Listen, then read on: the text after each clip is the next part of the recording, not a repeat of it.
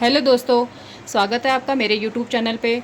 दोस्तों, आज इस वीडियो में मैं आपके लिए लेके आई हूँ रसकान जी का एक महत्वपूर्ण सवैया जो बहुत ही महत्वपूर्ण है। वो महत्वपूर्ण इसलिए बन जाता है क्योंकि इस सवैये में रसकान जी ने जिस बारे में बात की है वो उनकी भक्ति को, कृष्ण के प्रति अनन्य भक्ति को दर्शाता है।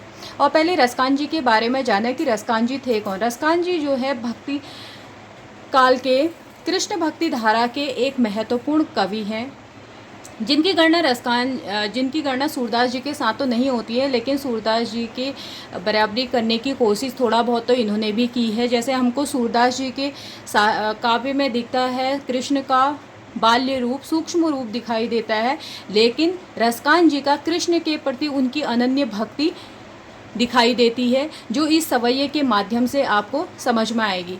इनका सवैया है, मानुष हो तो वही रस खानी, बसो ब्रज गोकुल गाँव के ग्वारन, जो पशु हो तो कहा बस मेरो, चरो नित नंद की धेनु मंझारन, पाहन हो तो वही गिरि को जो कियो हरि छत्र पुरंदर धारन, जो खग हो तो बसेरो करे मिली कालंदी कूल कदम्ब की डारन।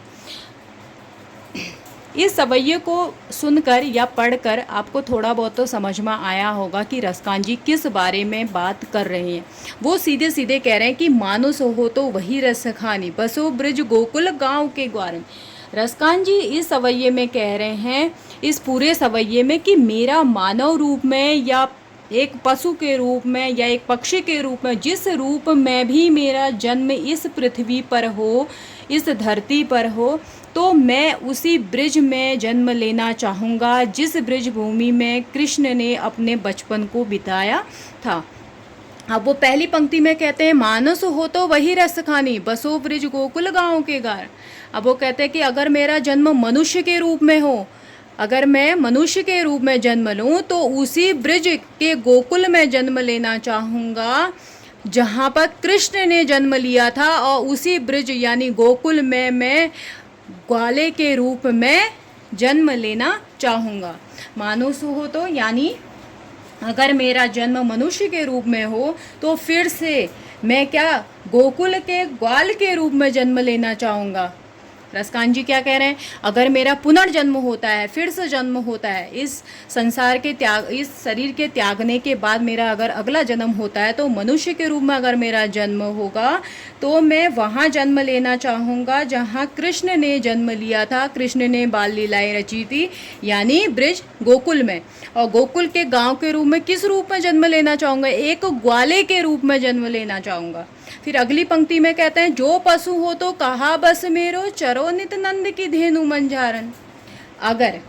अगर मनुष्य के रूप में मेरा जन्म नहीं होता है तो अगर मैं पशु के रूप में जन्म लूँ तो मैं पशु के रूप में भी जन्म वहीं लेना चाहूँगा। मैं गाय बनकर नंद के गायों के साथ चरना चाहूँगा।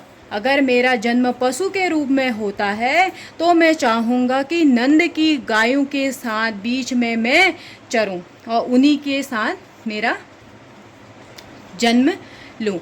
अब पाहन हो तो वही गिरी को जो कियो हरि छत्र पुरंदर धारण। अगर पाहन यानी पत्थर, गिरी मतलब पर्वत, अगर मैं एक पत्थर के रूप में जन्म लूं तो उसी पर्वत का पत्थर बनना चाहूँगा जिस गोवर्धन पर्वत को हरि छत्र पुरंदर धारण यानी श्री कृष्ण ने अपनी उंगली पर उठाया था, यानी श्री कृष्ण ने जिस पर्वत को धारण किया था, मैं उसी पर्वत का एक पत्थर बनना चाहूँगा। जो खग हो तो बसेरो करे, मिली कालंदी कूल कदम्ब की डालन। अगर मेरा जन्म एक पक्षी के रूप में हो, अगर मैं पक्षी के रूप में जन्म ले लूँ, अगर मेरा जन्म एक पक्षी के रूप में होता है तो मैं उसी यमुना नदी के किनारे कदम्ब की डाल पर रहना चाहूँगा। कालिंदी मतलब होता है यमुना, यमुना का पर्यायवाची शब्द होता है कालिंदी।